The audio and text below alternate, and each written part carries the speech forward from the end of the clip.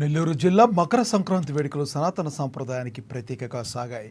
ఇంటింటా మామిడి తోరణాలతో మకర సంక్రాంతికి కొడవలూరు మండలం నార్త్ రాజుపాలెం గ్రామంలో మకర సంక్రాంతికి స్వాగతం పలికారు. మకర సంక్రాంతిని పురస్కరించుకుని దివంగతులైన పెద్దలకు తర్పణలు విడిచారు.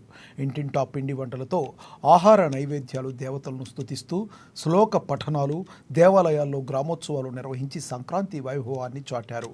కొడవలూరు శ్రీ లక్ష్మీ ప్రసన్న వెంకటేశ్వర స్వామి దేవస్థానం నందు స్వామి అమ్మవార్లకు గ్రామోత్సవ పల్లకీని మోస్తూ పల్లె సంప్రదాయం ఉట్టిపడేలా చేశారు.